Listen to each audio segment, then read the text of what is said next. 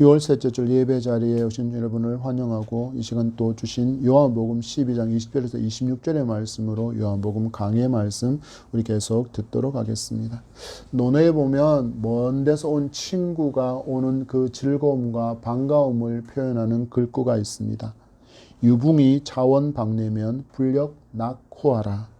멀리서 친구가 찾아오니 이 또한 즐겁지 아니한가라고 친구의 방문을 즐거워하는 그런 구절이 있습니다. 아주 친하게 지내던 친구가 다른 지방으로 이사를 가거나 혹은 다른 나라로 이민 가게 되어서 오랜 시간 동안 만나지 못하다가 연락이 닿아서 만나게 될 때의 그 반가움과 기쁨은 이루 말할 수 없을 것입니다. 지난주에는 전 세계적으로 인기를 누리고 있는 아이돌 그룹의 멤버가 군대를 제대했고 또 그를 기다리는 팬들과 만남의 시간을 가졌다는 뉴스를 보게 되었습니다. 우리가 알듯이 지난주부터 우리나라는 굉장히 뜨거운 여름이 시작되지 않았습니까? 그럼에도 전 세계에서 이 그룹의 멤버를 보기 위해서 방문한 팬들은 더위는 아랑곳하지 않고 자기가 좋아하는 그룹의 멤버의 등신대 곁에서 사진도 찍고 또 그들과 관련된 상품을 파는 곳에 긴 줄을 서기도 하고 또한 제대한 그 멤버를 만나기 위해서 오랜 시간 동안 줄 서서 기다리는 모습을 볼 수 있었습니다. 그리고 그들이 드디어 그렇게 1년 6개월이나 보지 못했던 그 멤버를 만나게 되었고 그 반가움으로 인한 환호의 소리가 공연장을 가득히 채웁니다. 그 멤버도 보지 못했던 팬들을 만나서 너무나도 보고 싶었다고 이렇게 다시 만나게 되어서 반갑다고 또 이렇게 먼 길을 더위 가운데 찾아오셔서 감사하다는 인사를 전하고 그 감사를 특별히 100명의 팬들을 안아주는 행사로 표현했는데 반가움과 감사가 그 팬과 그 멤버의 얼굴에도 가득한 장면이 있었습니다. 누군가를 진정으로 좋아하게 되면 이런 수고쯤은 개의치 않게 됩니다. 일주일 동안 삶의 현장에서 더위도 잘 이기고 예배 자리에 오신 서로를 향해서 우리는 이런 반가움과 기쁨이 넘치기를 소망합니다. 무엇보다도 예배 가운데 함께 하시는 예수 그리스도를 만나고자 하는 그 간절한 기대와 소망 가운데 주님이 함께 하시는 임재 예배를 드리는 저와 여러분이기를 축복합니다. 자기가 좋아하는 그룹 멤버들의 등신대 옆에서 사진을 찍으면서도 행복해하는 저들을 보면서 이런 질문 하나가 스쳐갔습니다. 나는 예수님을 저들만큼이나 좋아할까? 나는 예수님을 만나는 게 저렇게나 반갑고 행복해서 미소가 가득한가? 내 마음에는 그런 기쁨과 반가움의 그 넘침이 있는가라는 질문이 스쳐갔습니다. 한국 교회는 대개 엄숙함을 경건이라고 오해하는 경우가 굉장히 많습니다. 그래서 좀처럼 기쁨을 얼굴로 표현하지 않습니다. 예배 시간에 부교육자로 섬길 때 강대상 앞에 서서 성도들을 내려다보면 다 이미 죽상이십니다. 세상의 모든 염려, 근심, 걱정들을 그대로 다 안고 앉아있는, 그러니까 세상의 모든 근심들을 그 교회의 성도들이 다 짊어지고 있는 듯한 표정으로 예배 자리에 앉아있는 모습을 볼 때 그때도 들었던 생각이 바로 이 생각이었습니다. 우리는 예수님을 만나는 게 정말 반갑고 기쁘고 즐거울까? 이 시간 주님과의 만남의 기쁨을 풍성히 누리는 저와 여러분이기를 축복합니다. 그리고 아직 이 기쁨과 풍성함을 누리지 못하고 있다면 그 은혜를 회복할 수 있는 복된 예배가 되기를 간절히 소망합니다. 예루살렘에 예수님께서 입성하신다는 소문이 파다하게 퍼졌고 예수님을 보고 싶어하는 수많은 사람이 입성하시는 그 길가에 서서 종려나무 가지를 막 흔들고 가지를 길에 펴며 그들이 큰 소리로 외칩니다. 호산나 주의 이름으로 오시는 이 곧 이스라엘의 왕이요. 그러나 그들은 그토록 보고 싶어 했던 부활 사건의 주인공 죽은 나사로를 살리신 그 예수 그리스도 로마의 압제로부터 구원해달라고 도와달라고 주의 이름으로 오시는 이 곧 이스라엘의 왕이시여라고 찬양했던 예수 그리스도를 메시아로 믿지 않습니다. 심지어 이 예수 그리스도를 죽이려는 시도를 계속하고 있는 종교 지도자들도 그들 속에 있습니다. 오신 하나님의 아들 독생자 예수 그리스도 유일한 메시아를 알아보지 못하고 그들은 천대했고 결국 어떻게 합니까? 그들은 십자가에 매달아 죽게 한 것이 무엇 때문입니까? 하나님의 말씀을 제대로 알지 못했기 때문이고 또한 자기들만의 잘못되어진 메시아상을 만들어 두고 그것을 신봉하고 있었기 때문입니다. 그러나 하나님은 이들이 잘못된 메시아 사상을 갖고 있음을, 그들이 잘못된 구원관을 갖고 있다는 것을 확실하게 보여주시기 위해서 우리에게 등장하지 않았던 새로운 사람들을 등장시키고 있는 것을 보게 됩니다. 20절과 22절까지의 말씀입니다. 시작. 명절에 예배하러 올라온 사람 중에 헬라인 몇이 있는데 그들이 갈릴리 벳세다 사람 빌립에게 가서 청하여 이르되 선생이여 우리가 예수를 배웁고자 하나이다 하니 빌립이 안드레에게 가서 말하고 안드레와 빌립이 예수께 가서 여쭈니. 아멘. 여기에 낯선 인물들이 등장합니다. 누구입니까? 바로 예배하러 올라온 사람 중에 등장하는 헬라인이 바로 그들입니다. 유대인들은 이 헬라인을 향하여서 이렇게 여기고 있었습니다. 너희들은 구원받을 수 없다. 그리고 하나님은 오직 유대 민족만의 하나님이기에 너희들은 저주받은 백성이고 하나님의 구원에서 비껴나가 있는 그런 아예 제껴져 있는 그런 존재들이다라고 여겼던 그 바로 이방인 헬라 사람 몇이 명절에 예배하기 위해서 예루살렘에 왔다라고 말씀은 우리에게 기록하고 있습니다. 우린 주신 말씀을 통해 첫 번째 얻게 될 수 있는 진리의 교훈은 구원은 혈통이 아니라 오직 믿음으로 얻게 되는 은혜의 선물이라는 것입니다. 예수님과 같은 민족인 유대인들은 선민 사상에 사로잡혀서 하나님의 구원은 자기들만의 것이고 하나님도 자기 민족만의 신으로 착각하며 살고 있었습니다. 그래서 그들은 우리는 아브라함의 후손이라는 것을 너무나도 자랑스럽게 여겼습니다. 곧 아브라함의 후손이다. 김해 누구고 밀양 박씨고 이런 족보를 따지는 사람들이 아직 우리나라도 되게 많지 않습니까? 그것처럼 내가 누구의 후손이라는 그것을 너무나도 귀하게 여겼습니다. 자기 민족이 아니면 이방인으로 저주받은 백성처럼 그들은 냉대하며 살았습니다. 그런데 하나님은 이들이 가지고 있던 사상이 얼마나 어리석고 하나님의 뜻과는 너무나도 동떨어지는 것임을 알려주기 위해서 그들이 저주받은 백성이라고 일컬음받은 그 이방인 헬라인에게 복음이 전해지는 것을 통해서 그들로 깨닫게 하기를 원하시는 하나님을 볼 수 있습니다. 헬라인 몇 사람이 6월절에 예배하기 위해서 예루살렘에 왔다라고 기록하고 있습니다. 성경학자들은 이들이 예수 그리스도를 믿기 위해서 찾아왔기보다는 그들이 예수께 대해서 들은 그 놀라운 소문을 파악하기 위해서 이게 정말인가라는 것을 그들이 확인하기 위해서 찾아왔을 가능성이 더 많을 것이라고 해석합니다.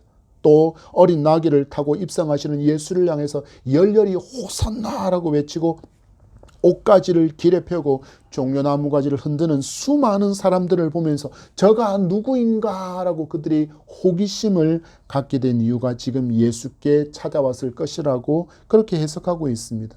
왜냐하면 이 헬라 사람들은 새로운 사상이나 독특한 철학을 연구하고 탐구하는 데 유별나게 큰 관심을 가지고 있는 그런 문화가 그들에게 있었기 때문입니다. 그래서 이들이 예수를 찾아온 장면은 19절에서 바리새인이 스스로 인정한 온 세상이 그를 따르는 데다에 이 헬라인도 포함된다라는 것을 우리에게 간접적으로 알려주는 것입니다. 이 짧은 구절을 통해서 구원의 빛이 유대라는 울타리를 넘어서 열방으로 퍼져나가고 있다라는 것을 우리에게 알려주는 것입니다. 우리 속담에 발 없는 말이 천리를 간다라는 속담처럼 나중에 유월절을 참석하고 예배한 그들이 경험한 그 예수 그리스도에 관한 이야기는 마치 발 없는 말이 되어서 그들이 살고 있는 지역으로 이들의 입을 통하여 퍼져나가게 되었습니다. 많은 사람이 예수에 대해서 큰 관심을 보이고 있음을 그들도 알았습니다. 수많은 사람이 예수 그리스도를 만나서 예수 그리스도와 대화하고 싶어서 줄 서 있는 모습도 그들이 보았습니다. 그들은 고민합니다. 어떻게 하면 이 예수를 만날 수 있을까를 고민하다가 그 기회를 한 사람을 통해서 얻고자 합니다. 누구입니까? 바로 빌립입니다. 왜 빌립일까요? 빌립이 갈릴리 벳세다 출신이라는 게 바로 그 근거가 될 수 있습니다. 그가 살고 있는 이 벳세다는 헬라 사람들이 만들어 놓은 집성촌의 헬라 도시에 되게 가까워 있다 보니까 언어에 굉장히 능통한 사람이었다는 것. 그 헬라 문화에 너무나도 인접해 있었기 때문에 헬라 언어에 굉장히 능숙한 사람이었고, 더군다나 그의 이름이 무엇입니까? 빌립이잖아요. 빌립은 헬라식 이름입니다. 그러니까 이 헬라인들이 왔을 때 빌립이라는 사람의 음성을 듣고 그의 이름을 듣고 저 사람을 통하면 예수께로 나아갈 수 있겠다라고 그들은 예수 그리스도께 나아가는 통로로 빌립을 선택한 것이 아닐까라고 우리는 생각해 볼 수 있습니다. 빌립은 그래서 또 안드레에게 찾아옵니다.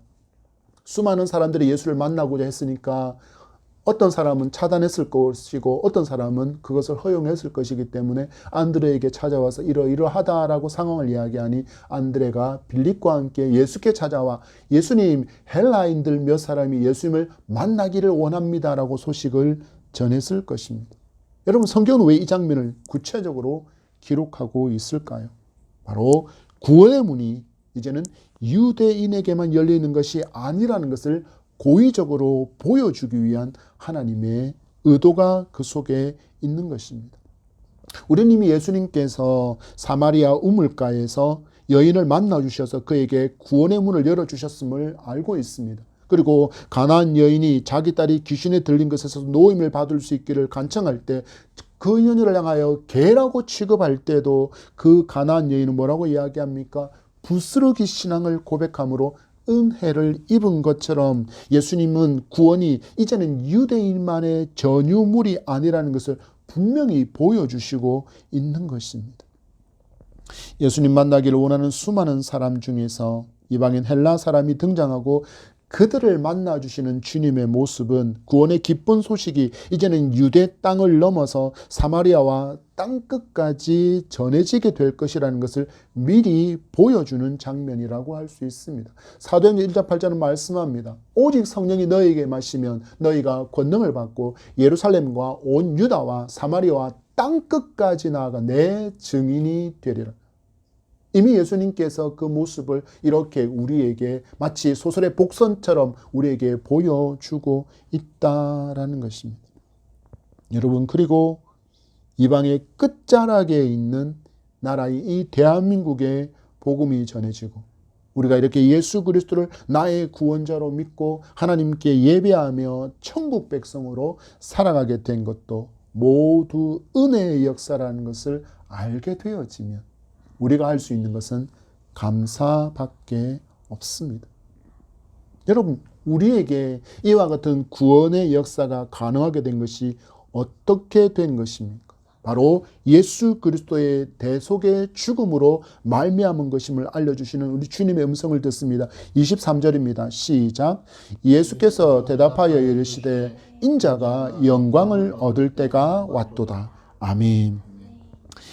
예수님의 대속의 어린 양으로 십자가에서 죽을 때가 가까이 왔다라고 말씀합니다.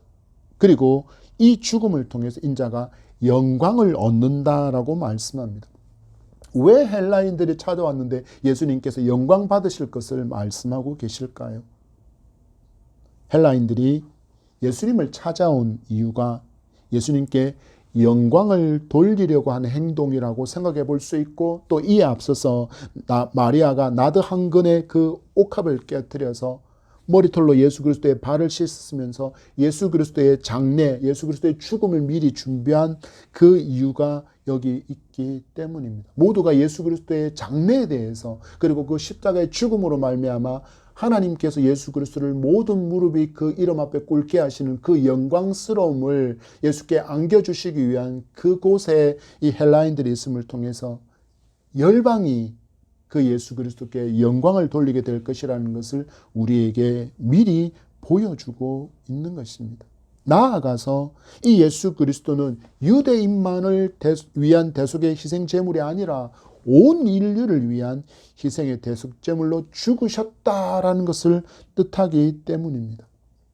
요한복음 3장 10절 우리에게 이렇게 말씀합니다. 하나님이 세상을 이처럼 사랑하사, 바로 이처럼의 사랑, 당신의 독생자를 이 땅에 메시아로 보내신 하나님께서 그 아들을 십자가에 못 박아 죽이심으로 보이신 그 놀라운 사랑을 받을 대상이 이제는 선민 이스라엘 뿐만 아니라 요한복음을 읽고 있는 그 독자인, 요한복음을 읽게 만들기 위해서 기록한 그 목적의 대상이 되는 바로 그 이방인들도 너희들도 이제 구원에 포함된다라는 것을 알려주시기 위해서 계속 주님은 이방인과 그 헬라인과 만나시고 그에게 영광에 대해서, 예수 그리스도의 죽음에 대해서 지금 말씀하고 있는 것입니다. 여러분, 우리를 돌아보십시오. 우리에게는 구원받을 만한 어떤 자격이 있습니까? 아니요, 없습니다. 그런데 하나님은 우리를 당신의 자녀로 삼아 주셨습니다. 혈통적으로 자격이 있어서, 혹은 내가 가진 소유가 많아서 하나님께 많은 것을 바칠 수 있을 것 같아서 나를 선택하신 것이 아닙니다. 혹은 내가 능력이 너무 많아서 많은 봉사와 섬김을 할 수 있을 것 같아서 나를 선택하신 것도 아닙니다. 나에게 임한 이 구원의 은총은 하나님의 절대적인 주권에 의한 선택, 칼빈이 말한 것처럼 무조건적으로 선택해 주신 것입니다. 그리고 하나님은 우리가 예수 그리스도를 믿는 그 믿음을 의로 여기시고 우리를 구원해 주신 것입니다. 여러분, 객관적으로 한번 살펴보십시오. 우리보다 잘난 사람이 훨씬 더 많습니다. 훨씬 더 뛰어난 사람, 훨씬 더 멋진 사람, 훨씬 더 신실하게 하나님을 잘 섬길 것 같은 더 많은 것으로 헌신하고 봉사하고 섬겨가고 교회를 든든히 세워갈 수 있는 사람 훨씬 더 많습니다. 물질적으로 삼성의 이재명이라는 회장이 교회의 성도가 되어지면 어떤 일이 생길까요? 나머지 성도들 솔직히 말하면 11조 안 해도 돼요. 근데 하나님은 그 사람을 선택하지 않으신단 말이에요. 우리를 선택하셨어요. 왜요? 왜요? 하나님은 내가 하나님 앞에 합당한 자라고 여기셨기 때문입니다. 하나님은 우리의 어떤 조건으로 우리를 선택하신 분이 아니라는 것을 우리에게 이렇게 보여주시는 것입니다. 그 수많은 사람들을 제쳐두시고 하나님은 너무나도 연약하고 너무나도 부족한 우리를 당신의 소유로 삼아주시고 선택해 주셨다라는 것입니다. 그래서 우리는 이 구원의 진리를 깨닫고 믿게 되면 감사가 넘치는 삶으로 하나님께 영광 돌리며 살아갈 수밖에 없는 것입니다. 헬라인들이 호기심이든 혹은 궁금이든 믿음을 얻기 위해서 찾아온 것이든 예수 그리스도를 이들 중에 어떤 이들은 믿게 되었을 것이고 믿음으로 말미암아 그들은 맹수에게 희생되고 순교의 제물이 되었을 수도 있을 것입니다. 그럼에도 그 모든 것을 잃어버리는 그 절망의 순간 앞에서도 그들은 하나님을 원망하지 않았습니다. 순교 열전에 보면 그 초대교회의 로마의 10대 황제들이 저지른 그 어마어마한 박해 가운데 죽어간 수많은 초대교회 성도들은 그 사자의 밥이 되면서 살이 찢겨 나가면서도 그들은 기쁨을 잃지 않았다라고, 평안을 잃지 않았다라고 그 기록이 우리에게 남겨져 있는 것을 볼 수 있습니다. 그들은 믿음을 굳게 지켰고 그 가운데서도 감사하며 하나님께 영광을 돌리고 그토록 앙망하던 주님 품에 안길 수 있었습니다. 어떻게 이것이 가능합니까? 그들이 예수 그리스도를 만났기 때문입니다. 당신을 찾아오는 헬라인에게 예수님의 죽음이 온 인류를 위한 대속의 죽음이다라는 것을 말씀하시는 주님이 지금 우리에게 말씀으로 질문하십니다. 너는 나 예수의 죽음이 너를 대신한 희생의 죽음인 것을 믿느냐? 너희는 나 예수의 대속의 죽음이 너희를 위한 희생의 제물임을 믿느냐라고 주님이 말씀 가운데 우리에게 질문하고 있습니다. 여러분, 우리 이 질문 앞에 대답할 수 있기를 바랍니다. 사도 바울이 고백했던 것처럼 내가 죄인 중에 괴수라는 것을, 아무런 자격도 없는 나를 위해서 하나님의 독생자 예수 그리스도께서 희생의 제물로 대속의 죽음을 당하셨다라는 것을, 그리고 이 죄인 중에 괴수와 같은 이 나를 구원해 주신 것에 우리는 감사하며 찬양으로 경배로 하나님께 영광을 돌리는 저와 여러분의 삶이 되기를 축복합니다. 25절에서 26절의 말씀입니다. 우리 같은 목소리로 읽겠습니다. 시작. 내가 진실로 진실로 너희에게 이르노니 한 알의 밀이 땅에 떨어져 죽지 아니하면 한 알 그대로 있고 죽으면 많은 열매를 맺느니라. 자기의 생명을 사랑하는 자는 잃어버릴 것이요 이 세상에서 자기의 생명을 미워하는 자는 영생하도록 보전하리라. 사람이 나를 섬기려면 나를 따르라. 나 있는 곳에 나를 섬기는 자도 거기 있으리니 사람이 나를 섬기면 내 아버지께서 그를 귀히 여기시리라. 아멘. 예수님께서 주변의 사람들, 오늘 말씀을 보니까 주변의 사람들이라는 사람들이 등장하는데, 특히 빌립과 안드레와 함께 찾아온 헬라인들의 질문에 답을 주셨다는 것은 우리가 정확하게 알 수는 없지만 너희에게 이른다라고 말씀하시는 것을 우리가 고려해 본다면 헬라인들이 예수께 질문한 것에 대해서 예수님께서 계속 답을 주시는 것으로 봐도 괜찮지 않을까라고 생각을 해봅니다. 우리는 주신 본문을 통해서 얻게 되는 두 번째 진리의 교훈은 구원받은 성도는 이제 제자의 삶을 살아야 한다라는 것입니다. 우리는 신앙생활을 하면서 성경의 가르침에 따라서 살고 혹은 율법을 준행함으로 인해서 우리가 구원받을 것처럼 신앙생활을 하는 경우가 많습니다. 마치 내 행동이 나의 구원에 어떤 영향을 끼칠 수 있는 것처럼, 혹은 내 구원을 견고하게 만들어 줄 수 있는 것처럼 신앙생활을 하는 경우가 바로 그것입니다. 이렇게 신앙생활을 하면 내가 말씀에 준행하지 못하고 율법을 온전히 따르지 못하는 자신을 발견하면 덜컥 두려움에 사로잡힙니다. 하나님께 저주받을까? 혹은 구원에서 멀어지게 될까? 걱정으로 전전긍긍하면서 믿음 생활 가운데 기쁨은 없습니다.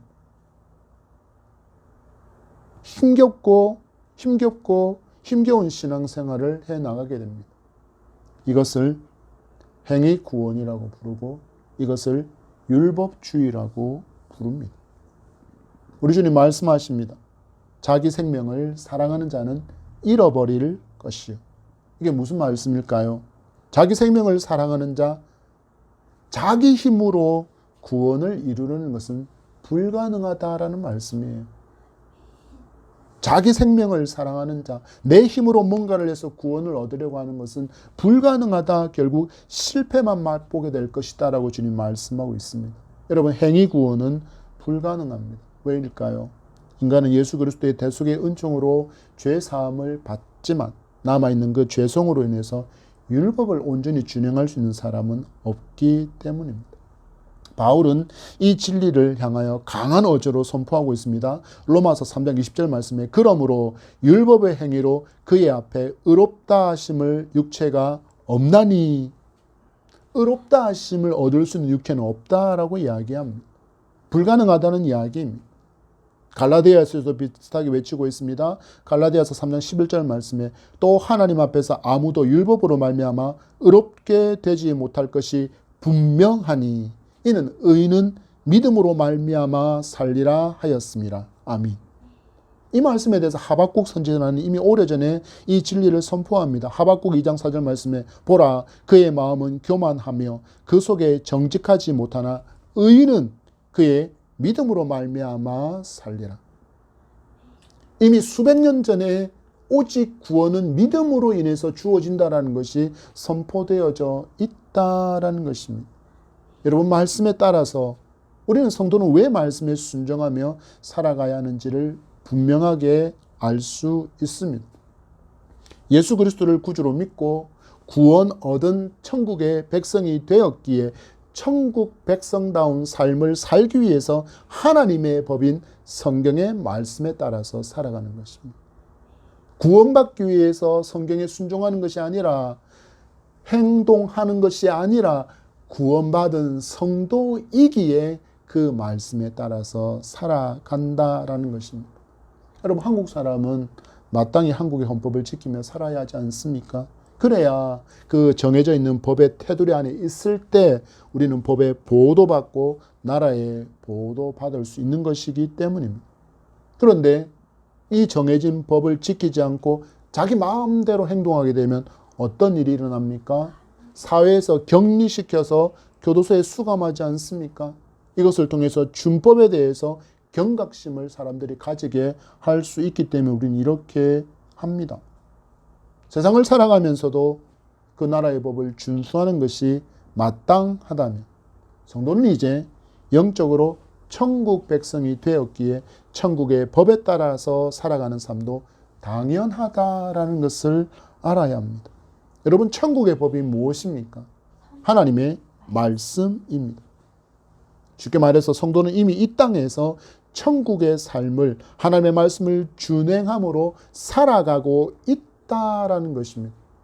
많은 사람이 교회에서 천국을 이야기하면 죽은 다음에 마주할 천국만을 생각하고 살아갑니다. 그러니까 기쁨이 없는 거예요. 나 이제 죽으면 천국 갈 거야. 죽으면 천국 갈 거야. 그러니까 이 한많은 세상, 이 고통스러운 세상 꽥 하고 죽어버릴래라고 그렇게 너무나도 많은 사람들이 생각하는 거예요. 나 죽으면 천국 가.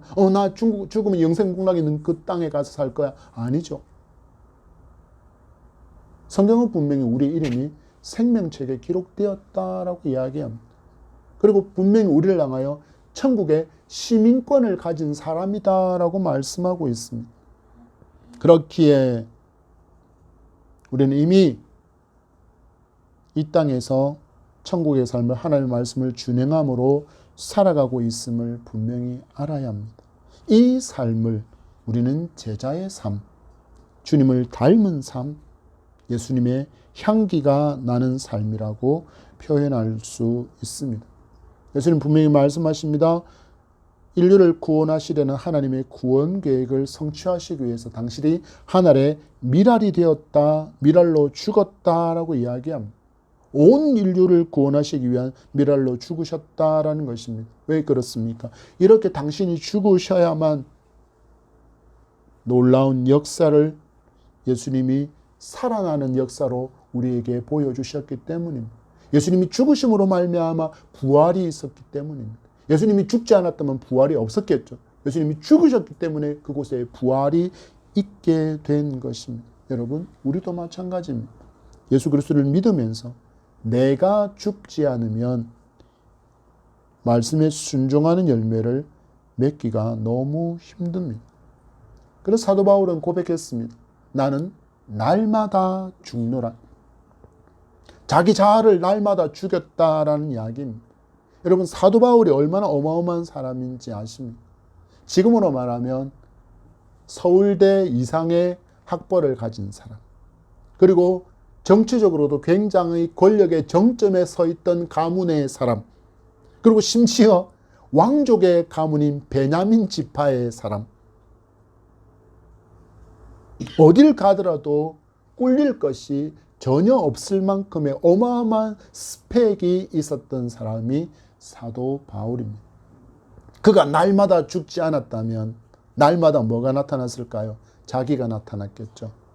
자기의 가문, 자기의 학벌, 자기가 갖고 있는 그 권세, 바리새인 중에 바리새인이라고 말하는 그 율법주의를 순복하고 있는 그 삶에 대해서 자기를 계속 드러내는 삶을 살았을 것입니다. 그 결과가 무엇인지 우리가 아시죠? 스데반을 죽이는데 앞장섰고, 그리고 다른 지역에 있는 사람들을 죽이기 위해서 공문서를 가지고 다메섹으로 나아갔던 사람이 사도 바울입니다. 자기가 안 죽으니까 자기에게 있는 것들이 예수 그리스도를 대적하는 도구로 사용되는 것을 그는 이미 경험했기 때문에 이렇게 고백할 수밖에 없는 거예요. 아, 내가 살아있으니까 내가 예수님을 대적하는 일을 하고 살았는데 내가 죽지 않으면 또 나도 그럴 수밖에 없는 연약함이라는 것을 인정했기에 그는 고백한 것입니다. 나는 날마다 죽노라. 우리도 잘 죽어야 순종의 삶을 살 수 있고 주님이 기대하시는 열매 있는 인생을 살아갈 수 있습니다. 여러분, 교회를 다니면서도 죽지 않은 사람이 정말 많습니다. 그럼 어떤 일을 우리가 교회 안에서 마주할 수 있습니까? 교회 안에서 섭섭함이 넘쳐납니다. 성도들이 제일 섭섭해하는 게 뭘까요? 특히 우리 자매 성도님들이 제일 섭섭해하는 게 뭘까요? 예배를 마치고 나갈 때 담임 목사님이 눈 안 맞춰주고 손 안 잡아주면 그렇게 섭섭하다고 이야기합니다. 목사님이 저기 저 권사는 손 잡아주고 눈도 맞추고 웃음도 주는데 나는 손도 안 잡아주고 눈길도 안 주고 웃음도 하지 않고, 그러면 마음속에 섭섭함이 생겨난다라는 것입니다. 또 교회 헌신 많이 하시는 분도 내가 이만큼이나 교회에 열심히 헌금도 하고 교회를 이렇게 열심히 섬겨오고 있는데 내 의견을 전혀 수행해 주지 않네. 섭섭해. 그리고 내가 이렇게 오랜 시간 동안 이 교회를 위해서 열심히 봉사했는데 나를 장립집사로, 나를 장로로, 나를 권세로 피택을 안 해주네. 섭섭해. 여러분, 이렇게 섭섭하게 생각하는 사람들이 그 교회에서 예쁘게 잘 끝까지 섬기실까요? 대부분은 자기에게 직분을 안겨줄 수 있는 교회를 찾아서 너무나도 쉽게 떠나가 버립니다. 여러분, 내가 아직 죽지 않아서 나타나는 모습이 섭섭함임을 기억하시기 바랍니다. 여러분, 우리는 어떻게 해야 이 마음을 이길 수 있을까요? 주님 말씀하십니다. 자기의 생명을 미워하는 자는 영생하도록 보전하리라.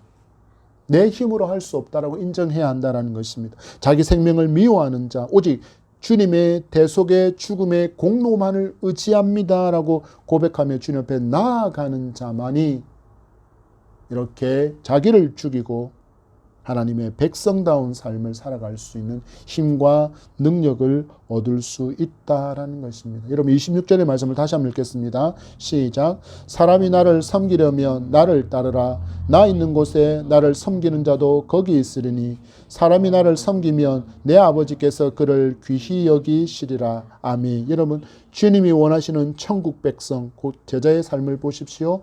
주님을 섬기는 삶을 살아간다라고 이야기합니다. 주님을 따라가는 삶을 살아간다라고 이야기합니다. 주님이 계신 곳에 이 사람도 있다라고 이야기합니다. 결론이 어떻게 끝나고 있습니까? 이런 사람을 하나님께서 귀하게 여기신다라고 말씀합니다. 여러분, 부모를 자녀가 닮아가는 것은 너무나도, 자녀가 부모를 닮아가는 것은 너무나도 당연하지 않습니까? 그렇다면 성도 역시 내 믿음 생활이 길면 길어질수록 점점 예수님을 닮아가는 것은 너무나도 당연합니다. 우리가 보통 30년, 40년 결혼 생활을 하신 어른들을 보면 희한하게 두 분이 닮아 있어요. 그죠? 희한하게 두 분이 닮아 있어요. 왜 그럴까요? 맞아요. 똑같은 환경 속에 있기 때문이에요. 같은 곳을 보고 같은 곳 안에 있고 같은 음식을 먹고 그러다 보니 서로 점점점 닮아가게 된다라는 것입니다. 그렇다 그러면 성도도 예수님을 닮아가기 위해서는 주님을 따라가면서 주님께서 보여주신 삶을 따라 살아가면 되는 것입니다. 주님이 가시는 곳에 나도 가고 주님이 만나는 사람이 있으면 나도 그 사람을 만나고 주님께서 섬겨주신 모범을 보여주신 것처럼 나도 섬기고 이렇게 한 해 두 해 살다 보면 가랑비에 옷 젖듯이, 제가 굉장히 좋아하는 단어입니다. 신압으로, 맞아요. 나는 주님을 닮아가게 되어 있다라는 거예요. 여러분, 지금부터라도 말씀으로 만나는 주님의 말과 행동을 따라해 보시기 바랍니다. 주님이 다른 사람을 대하듯이 나도 그대로 한번 대해 보는 것입니다. 정말 마음에 안 들지만 우리 사람 살아가는데 얼마나 마음에 안 드는 사람이 많습니까? 정말 내게 힘만 있으면 한번 제대로 때려버리고 싶은 사람이 정말 많지 않습니까? 그런데 그렇지만 주님께서 원수인 나도 사랑해 주셨으니 나도 사랑합니다라고 사랑해 보시기 바랍니다. 노력이라도 해보시기를 바랍니다. 여러분에게서 주님을 닮은 열매가 모든 삶의 영역에서 풍성하게 맺혀지게 될 줄 믿습니다. 안타까운 것은 예수님을 믿는 많은 사람이 이렇게 말씀 따라서 예수님처럼 살면 세상에서의 실패자, 낙오자처럼 세상 사람들로부터 취급당할 것이라고 염려하고 두려워합니다. 여러분 정말 그렇습니까? 그렇지 않습니다. 여러분 다윗을 주목해 보십시오. 미련하다라고 느껴질 만큼 그는 하나님의 방법으로 살았습니다. 다윗에 대한 평가는 하나입니다. 우리아의 아내를 향한 그 잘못 빼고는 하나님의 말씀대로 순종하며 살았다라고 하는 것이 열왕기상의 다윗을 향한 평가입니다. 하나님 앞에 그렇게 살았다라는 거예요. 그런데 하나님 앞에 그렇게 신실하게 정말 사람들이 보기에는 너무나도 미련한 방법으로 살았더니 하나님께서 그의 생애를 전적으로 책임져 주셨습니다. 주변 나라와 주변 사람들이, 주변의 왕들이 두려워하는 존재가 되게 해주셨습니다. 그런데 오히려 하나님보다는 자신의 힘을 의지하고 군비를 확장하고 정략 결혼을 통해서 번영을 꿈꾸었던 솔로몬은 어떻게 되었습니까? 실패자가 되고 말았습니다. 성경을 자세히 보십시오. 정말 솔로몬이 믿음으로 존경할 만한 사람인가요? 아니요. 여러분 오해하지 마십시오. 솔로몬을 정확하게 잘 연구해 보십시오. 솔로몬으로 인해서 이스라엘 백성이 우상 숭배가 시작되어집니다.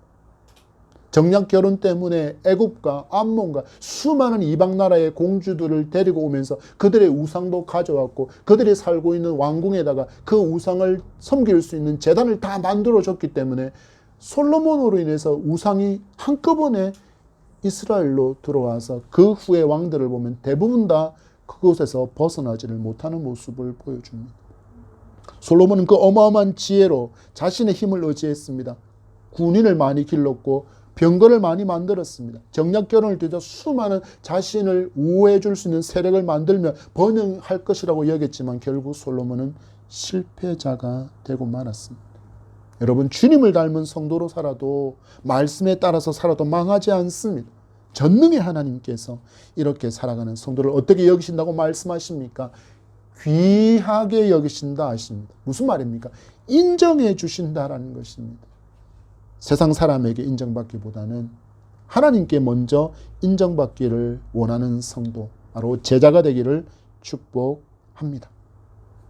성도가 제자의 삶을 살게 되면 우리의 삶을 통해서 누가 드러나냐면요, 예수 그리스도가 드러나십니다. 그러면 우리의 성별되고 구별된 삶을 통해서 하나님께서 영광 받으시는 그 제자의 본분을 다하며 살아갈 수 있습니다. 주님의 제자로 살아가는 교회, 한 사람을 주님의 제자로 세우는 교회가 될 때 믿음의 강력한 역사가 우리 가운데, 이 땅의 교회 가운데 풍성하게 일어나게 될 줄 믿습니다. 말씀을 맺습니다. 구원이 여전히 이스라엘의 백성에게만 해당되는 것이었다면 우리는 어떻게 살고 있을까요?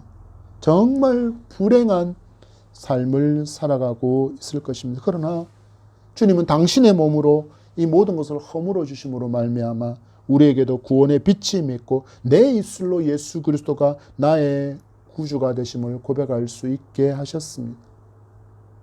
하나님께서 다른 종교 마냥 행위로 구원의 기준선을 만들어 두셨다면 우리 가운데 이 구원에서 제외된 사람들은 너무나도 많을 것입니다.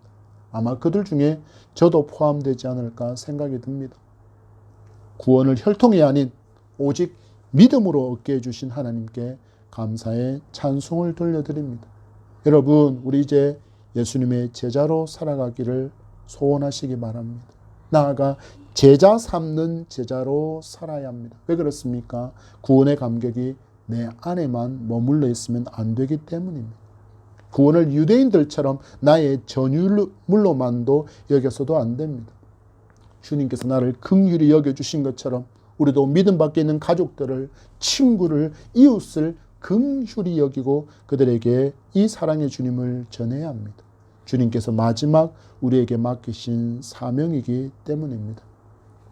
이 제자의 삶을 살기 위해서 우리는 예수님을 자주 만나야 합니다. 예배로, 말씀으로, 기도로, 섬김으로, 헌신과 봉사로 주님을 자주 만나고 또 만나야 합니다. 주님 가신 길을 가고 주님이 만나신 그들을 나도 만나고 주님께서 하신 것처럼 따라서 살 때 주님을 많이 닮은 제자로 살아가는 저와 여러분이 될 줄 믿습니다. 이를 통해서 우리는 강한 하나님의 군대로 하나님의 나라와 의를 확장하는 사명을 즐거이 감당하면서 감사를 잃지 않는 하나님의 백성으로 기뻐하며 살아가게 될 줄을 믿습니다.